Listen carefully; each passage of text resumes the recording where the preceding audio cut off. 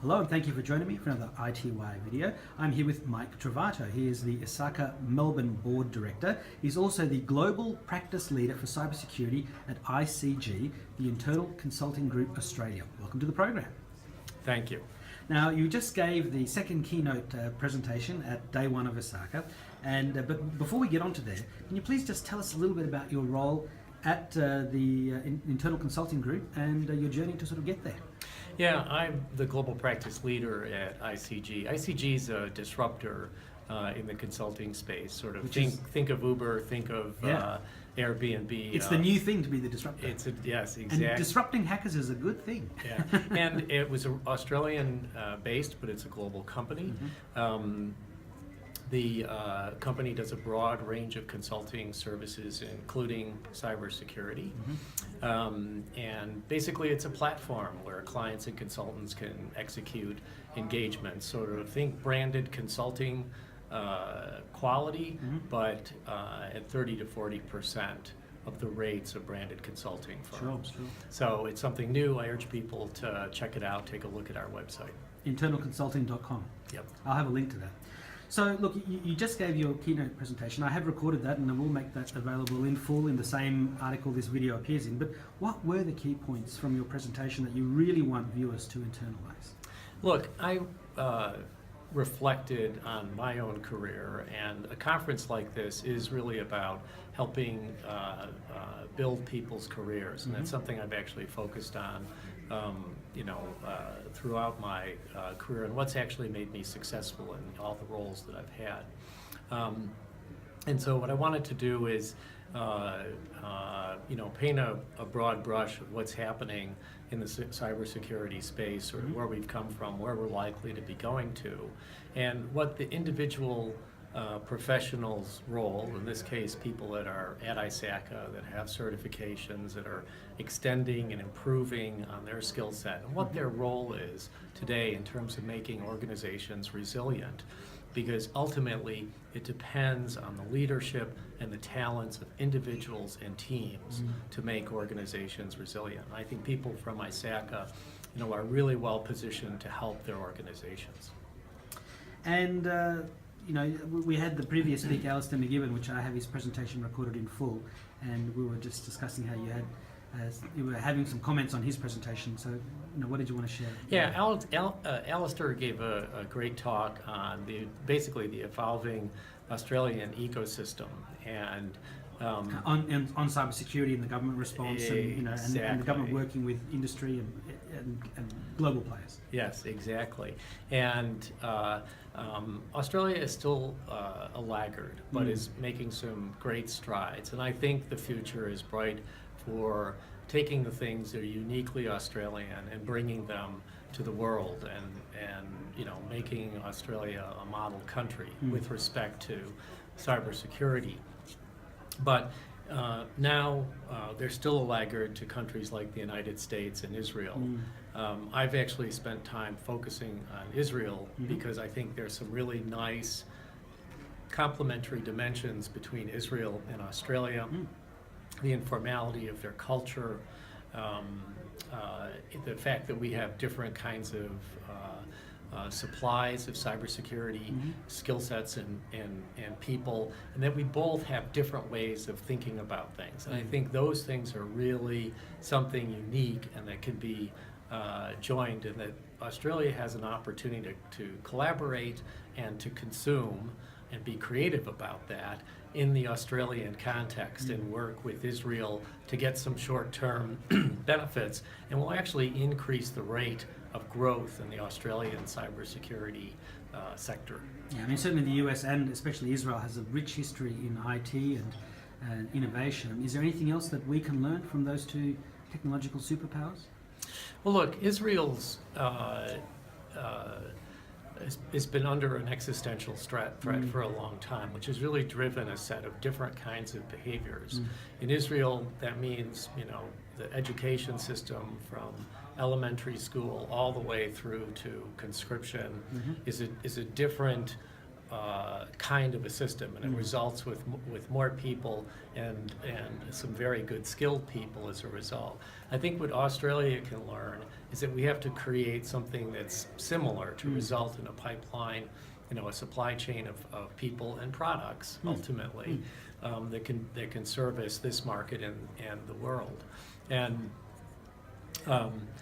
we don't necessarily want to have conscription, but possibly we look at some new ideas around Australian, national service or some kind of other educational concept, apprenticeship, whatever you would want to call it, to actually boost the amount of activity happening all the way, let's say, through high school and conferring possibly a cybersecurity major even in high school, and start doing that all the way through college, and start doing this early and do it across the population. So we're getting both male and female participation in this space, because today it's quite lopsided, even more lopsided in the wrong direction than the broader IT space. So I think engaging the whole population in this is critical, and that's something that Israel has had to do. Yeah, I mean, we do see this push towards STEM and also some language learning in terms of coding as opposed to foreign languages. But really, we need to take that, from what you're saying, to a much more intense level to really. This is one way of addressing this burgeoning IT skills gap that is being spoken about in Australia and globally. Exactly, and increasing the amount of STEM skills is really important, but also increasing a range of soft skills that will enable people to employ and implement broader concepts around resilience, because a lot of this is really about the people and not the technology, right? So getting everyone together and rowing in the same direction is really ultimately what's going to make organizations resilient. Yeah, I mean, just on that whole resilience thing, one of the things that came out today, I was just speaking about it on a radio interview, was the ACCC coming out with a warning to not be scammed by people asking for iTunes gift cards. So to pay, tax department debts or Centrelink debts or whatever it might be. And, you sort of wonder how people can be caught up by a scam that says, give me an iTunes gift card, when the only people that are ever going to accept that is Apple through their devices. So it's resiliency down to the individual, and that has to be taught from an early age. Yes, and I think it's a very difficult thing. Getting people to behave in, let's say, a compliant way, we'll use that as a way to describe it, is really difficult, right? And yet the hackers make them do it. Well, yeah, and IT actually makes an ideal vehicle to deliver con games, and that's really what's happening here. There's a bunch of con artists out there, and they're appealing to people's desire to get something good, or they appeal to someone so that they wouldn't be so afraid. Yeah, and people, or not to get in trouble with the government department. Exactly, and so people respond to this stuff very quickly. And so I think broad education campaigns are absolutely going to be needed. And you see examples of that in Australia's history. As an example, although some people didn't like the campaign around AIDS awareness, people do point to that and say it actually had a very positive effect in reducing HIV transmission. Everyone remembers it. Right, so similar kinds of campaigns are needed to educate the broader population. And ultimately, we have to make the technology better. IT people actually have a lot to speak for in terms of the design of the systems. We're going to have to bake in privacy and security into every solution. I remember reading part of Walt Mossberg's original article. Of course, for those who are wondering, and probably many people know, but he was the New York Times writer on technology, and he moved over to The Verge, and he recently retired, and his very first article was about how personal computing technology is too difficult. And here we are 30 years later, and it's, for many people, still too difficult. Yeah. So it exemplifies exactly what you were just saying. Yeah, and I love Walt Mossberg, and I'm very sad that he's actually retired. He didn't have to, but he obviously felt like he wanted to. Yeah, but I'm sure he'll still be there in some way. He can unretire, right? Exactly. But I think he's exactly right. And one of the reasons I really liked him is he put that kind of a critical eye onto technology and looked at how well or not well it's designed. And let's face it, there's that competing desire to have a lot of features and functionality with making it so overly complicated, no one can use it, Yeah. and or can be easily deceived, Yeah, right? yeah, So absolutely. designing things that are overly complex, we're undermining ourselves and we're creating a problem for ourselves. So keeping it simple, keeping it secure, keeping it resilient, we'll say, is really key. So where do you see the industry and what you're doing, ISACA, the security in 10 years, if you look into the crystal ball? Look, one of the predictions I offered in my talk was the fact that there will be an ongoing cybersecurity shortage. That the 1% are ultimately going to get all the talent. Government is not going to be part of the 1%. That was a point of view offered by Dan Geer. Ronald Reagan said that the best minds are not in government, because if they were, the business would have stolen them long ago. Right, and and there's always been that tension. Yeah. I guess that economic tension. His view is that was only going to get worse. The skill shortage is never going to be solved, and we're also never going to solve probably the cybersecurity problem. There's always going to be more to do than we have capacity to do, which bodes well for organizations like ISACA.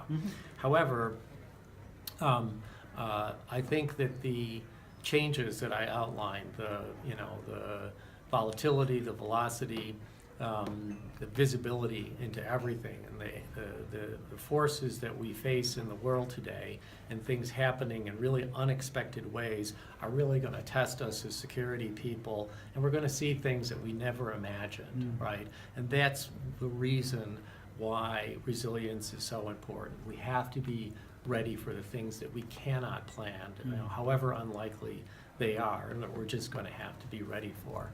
And technology use, it happens in very unexpected ways. People do amazing things with technology. Right? Expect the unexpected. Exactly. And I think, I don't know if it was Einstein or somebody said, if you make something foolproof, you'll find a greater fool who will find a way. You've got to plan for that. Exactly. It's very hard to make it foolproof, right? Yeah, that's it. So, as we get to the second last question, I always like to ask the people I'm interviewing, what is the best piece of advice that you've ever received to help you get where you are today? Really is 80% is showing of success is showing up, the advice I think I give out in response to people, and I was trying to actually convey during my talk today at ISACA, was that the people that show up are the people that actually run the world. They're the ones that are going to have the impacts.